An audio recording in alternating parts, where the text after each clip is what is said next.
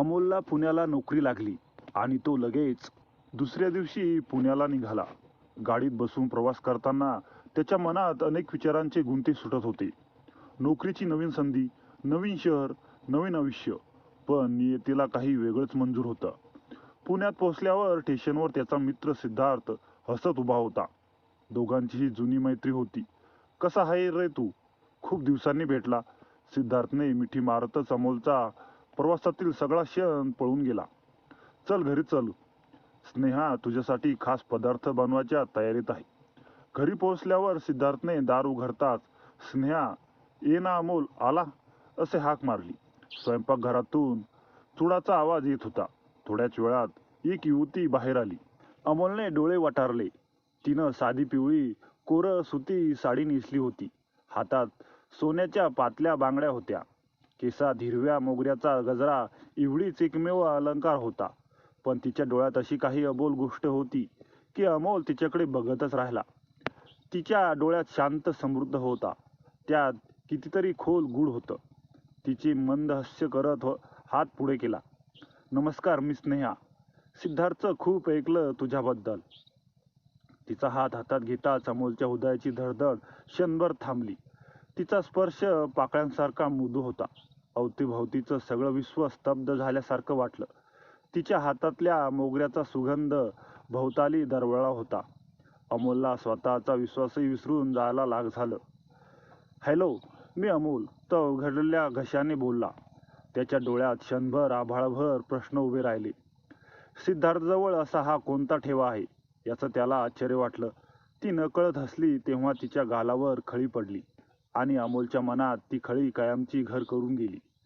तिने वळून चहा आणायला स्वयंपाकघरात गेली तेव्हा अमोल अजूनही तिथे उभा होता. सिद्धार्थने त्याला बसायला सांगितलं, पण अमोलचे पाय थरथर कापत होते.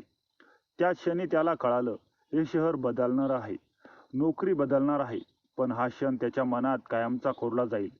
पहिल्याच भेटीत एक मोगऱ्याच्या सुगंधात, एका निष्पाप हास्यात त्याचं आयुष्य कायमचं बदलून गेलं.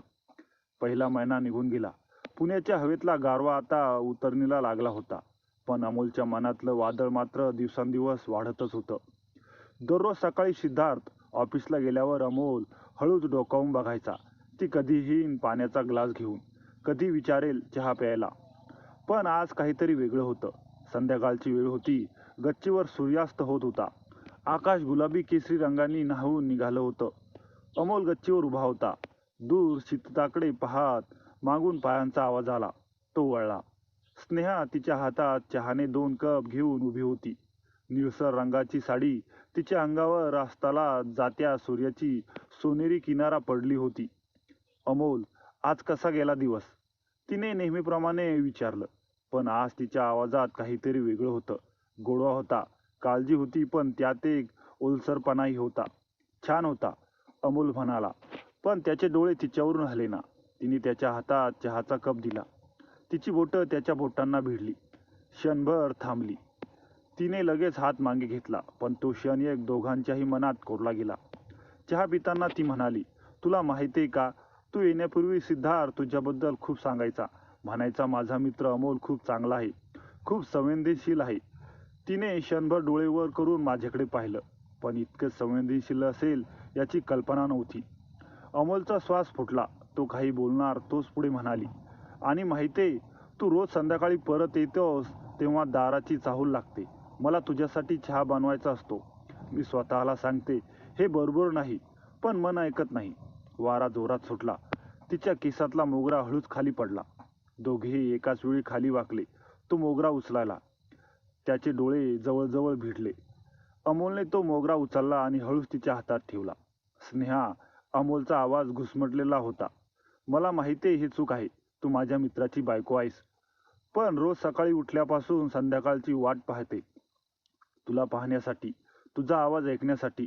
तुझा तो मोगरा मी खिडकीतून बघतो तेव्हा वाटतं हा मोगरा मीच तुझ्या केसात माझ्या हाताने माळावा. तिने डोळे भरून त्याच्याकडे पाहिलं. तिच्या डोळ्यात पाणी होतं. अमोल, आपण असं करू शकत नाही, माहितीये, अमोल हळूच तिचा हात हातात घेत म्हणाला. पण तू सांग, हे मन का थांबत नाही? तुझं मन का थांबतंय गा? तिने उत्तर दिलं, नाही. पण तिने हात मागे घेतला नाही. सूर्य माळवला गेला होता. आकाश गडद निळं झालं होतं. गच्चीवर फक्त ते दोघेच होते.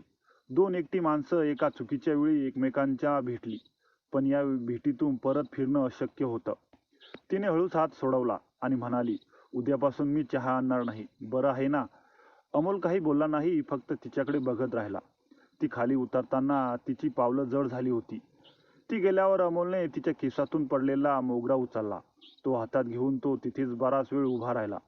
आता फक्त हा मोगरा आणि तिच्या डोळ्यातलं पाणी एवढंच उरलं होतं त्याच्याकडे. पुढच्या दिवशी अमोलच्या आयुष्यातील सर्वात लांबलचक दिवस होता. ऑफिसमध्ये त्याचं लक्ष कशातच लागेना. कधी मॉनिटरिंगकडे बघे, कधी खिडकी बाहेर, पण त्याला दिसत होतं फक्त स्नेहाचा चेहरा. दर 5 मिनिटांनी त्याचा फोन हातात घेईन, स्नेहाचा मेसेज पुन्हा वाचावा म्हणून. तो मेसेज त्याने किमान 50दा वाचला असेल. अमोल, मला तुझ्याशी एकट्यात बोलायचं आहे. हे महत्त्वाचं आहे. कृपया आज संध्याकाळी 6 वाजता FC रोडवर जिमखाना मैदानाजवळ ये. सिद्धार्थला काहीच सांगू नको. हे काय असू शकतं? ती मला दूर जाण्यासाठी बोलवणार आहे का? की त्याचं मन अनेक तर्क लढवत होतं. कधी त्याला वाटे की ती त्याला सांगेल तिलाही तेच हवं जे त्याला वाटतं. कधी वाटते ती त्याला म्हणेल की हे सगळं थांबवलं पाहिजे. पण त्याच्या हाताचा थरकाप कमी होईना.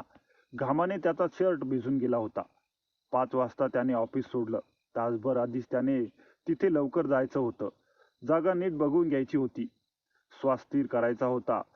कॅबमध्ये बसल्यावर त्याच्या मनात विचाराचं चक्र सुरू झालं. ती साडी नेसली असेल का पिवळी? केसात मोगरा असेल का? तिचे डोळे कसे दिसतील? FC रोडवर पोहोचल्यावर त्याने जिमखाना मैदानाजवळ एक बाग शोधून काढला. अजून 15 मिनिटे होती हातात. घाम येत होता. त्याने पाण्याची बाटली विकत घेतली. घसा सुकला होता. अचानक त्याला मागून येणारा पावलांचा आवाज आला. तो वळला. ती उभी होती. निळसर रंगाची साडी, हातात छोटीशी पर्स, केसात मोगरा होता. पण तिचा चेहरा पाहून अमोलचा श्वास अडकला. तिचे डोळे भरून आले होते. ओठ थरथरत होते. ती अस्वस्थ दिसत होती. पण तिच्या तोंडावर एक विचित्र निश्चय होता. अमोल, ती हळू आवाजात म्हणाली. एवढं पण त्या एका शब्दात सगळं विश्व सामावलं होतं. अमोल उभा राहिला. स्नेहा, काय झालं? का बोलवलंस? ती जवळ आली. त्याच्यापासून 2 फुटावर थांबली. चल, थोडं पुढं जाऊया. इथे खूप गर्दी आहे. दोघांचंही मैदानाच्या बाजूने चालू लागले. संध्याकाळची वेळ होती. मैदानावर मुलं फुटबॉल खेळत होती. दूरवर सूर्य माळवलेला चालला होता. अमोलच्या मनात हजारो प्रश्न होते, पण तो काही बोलू शकेना. तिच्या जवळ चालण्याचा, तिच्या अस्तित्वाचा अनुभव घेण्याचा तो क्षणभंगूर आनंद लुटत होता. एका मोठ्या वडाच्या झाडाखाली ती थांबली. तिच्याकडे पाहिलं. अमोल, गेला महिना माझ्या आयुष्यातला सर्वात विचित्र महिना होता. तू आलास आणि माझं सगळं आयुष्य कोलमडून गेलं. स्नेहा, मला माहिती. मी थांब, प्लीज मला सांगू दे. तिने त्याचं बोलणं कापलं. तिचा आवाज थरथरत होता. मी सिद्धार्थशी लग्न केलंय तेव्हा वाटत होतं हा माझा जोडीदार आहे, हाच माझा संसार आहे. पण तू आलास आणि मला कळलं की किती एकटी आहे. तुझ्याशी बोलताना, तुझ्यासाठी चहा बनवताना, तुला पाहताना मला वाटतं की हेच तर मला हवं होतं. कोणीतरी जो माझं ऐकेल, मला समजून घेईल, माझ्याकडे पाहील, खरोखर पाहील. तिच्या डोळ्यात अश्रू वाहू लागले. अमोल पुढे सरकला, तिला सावरण्यासाठी. नको, मला पूर्ण बोलू दे. तिने हातानेच त्याला थांबवलं. आज सकाळी सिद्धार्थ गेल्यावर मी खूप वेळा विचार केला. मी स्वतःला विचारलं, मला नेमकं काय हवंय? मी तुला का बोलवलं इथे? तिने खोल श्वास घेतला. अमोलचं हृदय जोरानं धडधडत होतं. अमोल, मी तुझ्यावर प्रेम करू लागले. हे चुकीचं आहे हे मला माहिती आहे. तू माझ्या नवऱ्याचा सर्वात जवळचा मित्र आहेस. पण माझं मन थांबत नाही. दररोज सकाळी उठल्यापासून मी तुझी वाट बघते. तू येशील, मला पाहशील, माझ्याशी बोलशील. तुझा आवाज ऐकल्याशिवाय माझा दिवस सुरू होत नाही. अमोल स्तब्ध होऊन तिच्याकडे बघत होता. तो स्वप्नात तर नव्हता ना? हे खरं होतंय. स्नेहा, मी सुद्धा. त्याचा आवाज घुसमटला. मी तुझ्याशिवाय दुसरं काही विचार करू शकत नाही. तू माझ्या डोळ्यासमोर असतेस प्रत्येक क्षणी. पण आपण काय करणार? सिद्धार्थ, तो माझा मित्र आहे. मला माहिती. तिने डोळे पुसले. म्हणूनच मला तुला भेटायचं होतं. मला सांगायचं होतं की मी हे प्रेम माझ्या मनात जपेन. तुला दूर जाताना पाहणं मला सहन होणार नाही. पण आपण एकमेकांच्या जवळ येऊ शकत नाही. हे अंतर ठेवावं लागेल. ती वळून जायला लागली, पण अमोलने तिचा हात हातात घेतला. तिला थांबवलं. स्नेहा, मला फक्त एकच विचारू देतोस? हे प्रेम आहे तर या प्रेमाचा क्षण आपण जगू शकतो का? फक्त एक क्षण, जो माझ्याकडे आयुष्यभरासाठी पुरेसा असेल. तिने मागे वळून माझ्याकडे पाहिलं. तिच्या डोळ्यात प्रश्न होता, संभ्रम होता, पण होती तशीच तिची गहराई. हळूच ती माझ्याजवळ आली, एवढी जवळ की त्याला तिच्या केसातल्या मोगऱ्यांचा सुगंध आला. तिने डोळे मिटले. अमोलने हळूच तिचा हात हातात घेतला. तिला जवळ घेतलं. तिचं डोकं खांद्यावर होतं. दोघेही काही बोलेना, फक्त ते क्षण अनुभवले. सूर्य मावळला गेला. अंधार पसरू लागला. मैदानावरची मुलं घरी गेली. वारा सुटला, पण ते दोघं तसेच उभे होते. किती वेळ उलटून गेला कळलं नाही. शेवटी तिने हळूच अंतर केलं. तिने डोळे पुसून ओलसर होते, पण तिच्या चेहऱ्यावर एक शांतता होती. पुरेसा आहे ना हा क्षण? तिने विचारलं. आयुष्यभर पुरेल एवढा, अमोल म्हणाला. ती निघून गेली. तिची साडी वाऱ्यावर उडत होती. अमोल तिला जाताना पाहत राहिला. ती वळून पाहिली नाही, कारण माहीत होतं वळून पाहिलं तर परत येणं शक्य होईल. त्या रात्री अमोल खूप वेळ तिथेच उभा राहिला. आकाशात चंद्र होता आणि त्याच्या हातात तिने दिलेला एक मोगरा. तो हातात घेऊन तो म्हणाला, हेच तर प्रेम आहे. जवळ येणं आणि दूर राहणं, भेटणं आणि न भेटण्याचा निर्णय घेणं. घरी परतल्यावर सिद्धार्थ त्याची वाट बघत होता. कुठे होतास रे इतका वेळ? फिरायला गेलो होतो. पुण्याची संध्याकाळ खूप सुंदर आहे, अमोल हसत हसत म्हणाला. पण त्याच्या डोळ्यात कोणीतरी पाहिलं असतं तर त्याला दिसलं असतं. त्या डोळ्यात स्नेहा होती आणि एक अबोल वचन होतं, हा क्षण आपल्यातलं सगळं आहे, त्यामुळे काही नाही. एक दिवस स्नेहा तिच्या रूममध्ये रडत होती. तिथे अमोल आला. अमोलने तिला सांत्वन देणं विचारलं, मला सगळं सांग. स्नेहाने खोल श्वास घेतला. तिचे डोळे भरून आले होते, पण यावेळी कारण वेगळं होतं. अमोल, मी खूप परेशान आहे. मला समजत नाही काय करावे ते. काय झालं? सिद्धार्थ बरोबर काहीतरी? अमोल जवळ घेत विचारलं. तो गेले कित्येक दिवस माझ्याशी चांगला वागत नाही. अगदी बदलू गेलाय. स्नेहाचा आवाज थरथरला. सुरुवातीला मला वाटलं कामचा ताण असेल, पण हळूहळू लक्षात आलं की काहीतरी खूप चुकतंय. तो रात्री उशिरापर्यंत बाहेर असतो. फोनवर कुणाशी तरी हळू आवाजात बोलतो. आणि अमोल, तो माझ्यापाशी अजिबात येत नाही. महिन्यांपासून आपण पती पत्नी आहोत हेच विसरला की काय? अमोलच्या चेहऱ्यावरचे भाव बदलले. तुला शंका आहे की? मला पूर्ण खात्री आहे की त्याच्या आयुष्यात दुसरी कोणीतरी आहे, स्नेहाने स्पष्ट सांगितलं. मी त्याचा फोन बघितला. एक नाव आहे प्रिया. तिच्याशी रोज संध्याकाळी बोलतो. मला तिच्याशी तोंड द्यायचंय, पण पुरावा हवाय. रंगेहात पकडायचंय मला. अमोल सुन्न झाला. त्याच्या मनात हजारो विचारांचं वादळ उठलं होतं. तो स्नेहाकडे पाहू लागला. तिचे डोळे, तिचे सुजलेले ओठ, तिचे असहाय्यता. त्याला वाटलं होतं की त्याच्याकडे आकर्षित झाली आहे, पण प्रत्यक्षात ती फक्त मैत्रीच्या आधारात शोधत होती. तिचा नवरा तिच्यापासून दूर जात होता.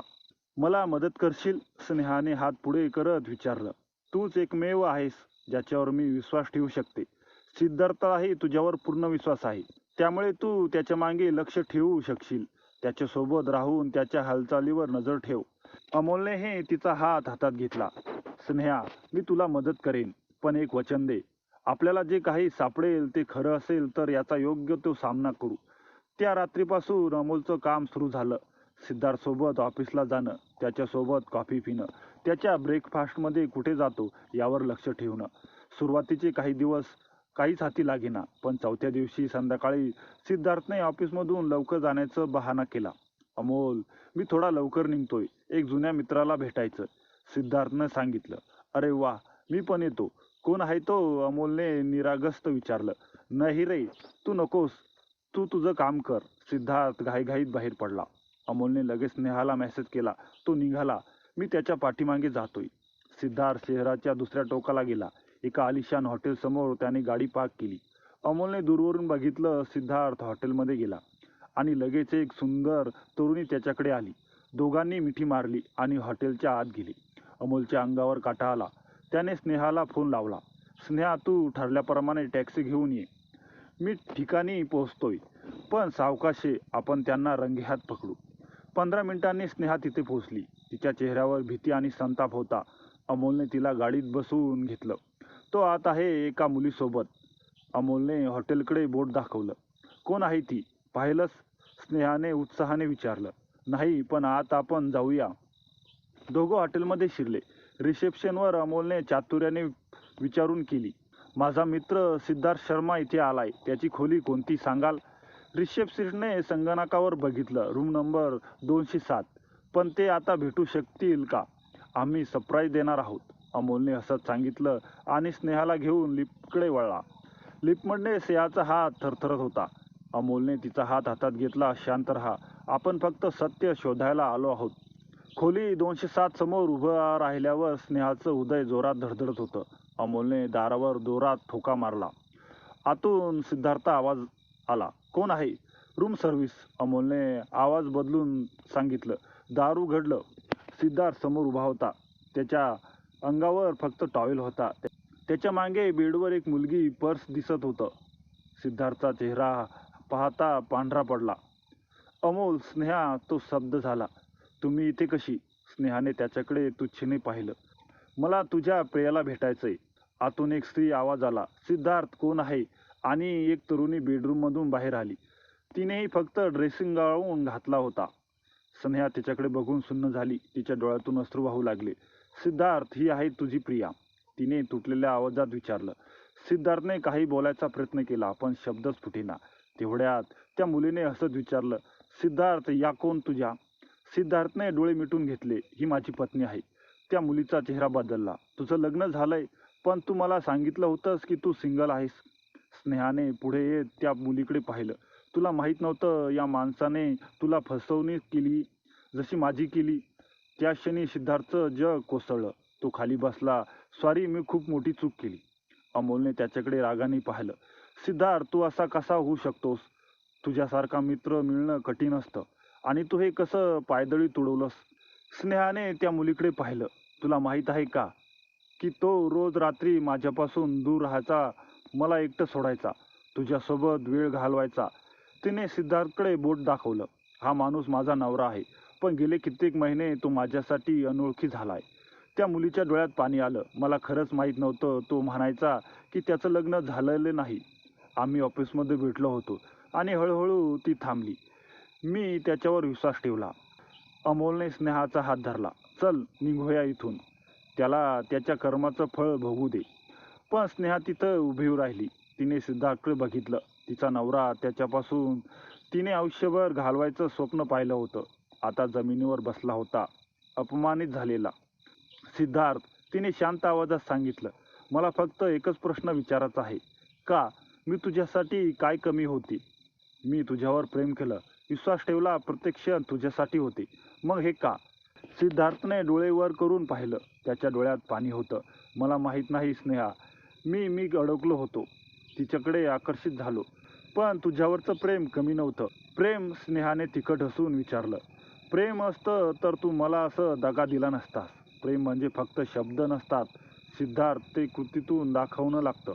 ती वळून अमोलकडे गेली. चल अमोल, इथे आपलं काहीच उरलं नाही. दोघं हॉटेलमधून बाहेर पडले. रात्रीच्या अंधारात स्नेहा रडत होती, पण तिच्या रडण्यात वेदना होती, दगा देण्याची जाणीव होती. अमोलने तिला मिठी मारली.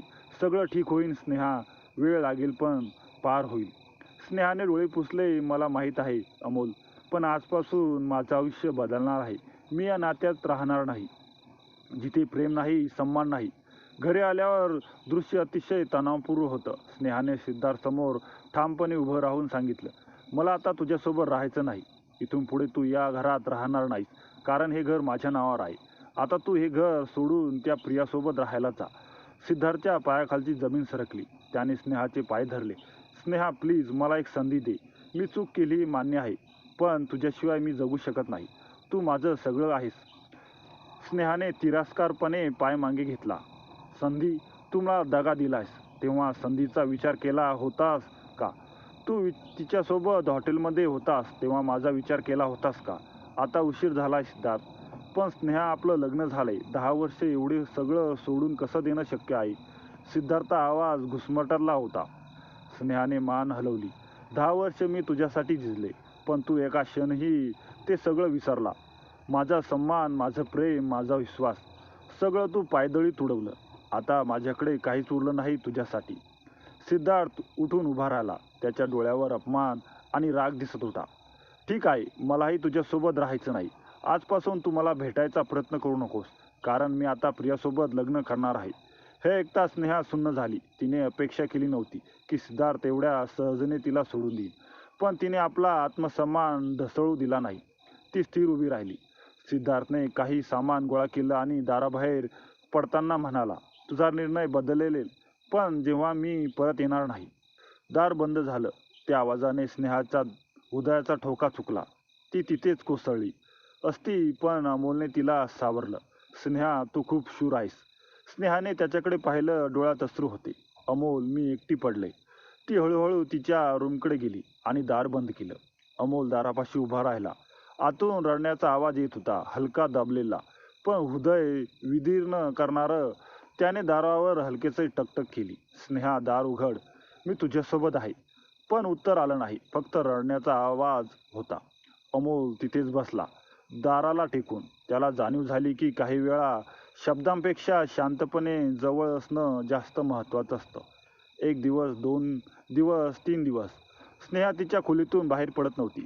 अमोलने तिच्यासाठी जेवण दारापाशी ठेवलं, पण ती स्पर्श करत नव्हती. त्याने मेसेज केला, पण उत्तर नव्हतं. शेवटी एक दिवस त्याला काळजीने वेडे व्हायची वेळ आली. त्याने दार जोरात ठोठावलं. स्नेहा, प्लीज दार उघड. मी तुझ्यासाठी चहा आणलाय.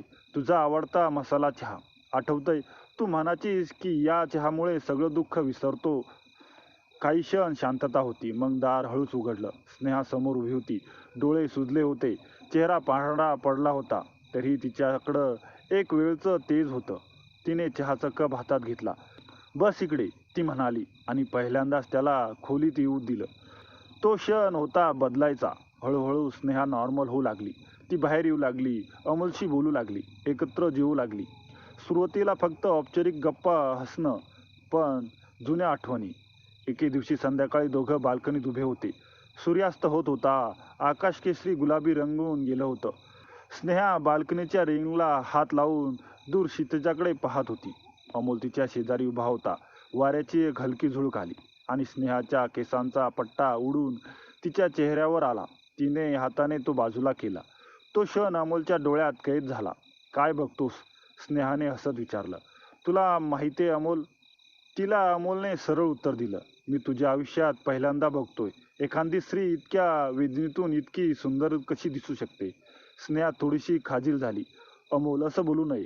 का बोलू नये? खरं आहे तर. अमोलने तिच्याकडे बघितलं.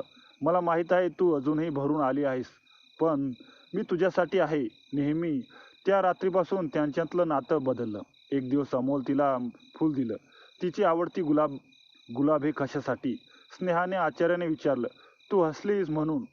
अमोल म्हणाला, आज खूप दिवसांनी तू खरं तर हसली. एका संध्याकाळी पाऊस सुरू झाला. स्नेहा बाल्कनीत उभी होती. पाऊस पाहत होती. अमोलने तिला एक कप कॉफी दिली. थंडी वाटते का?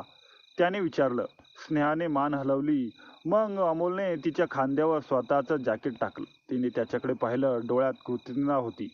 अमोल, तू माझ्यासाठी एवढं का करतोयस? अमोल शांत राहिला.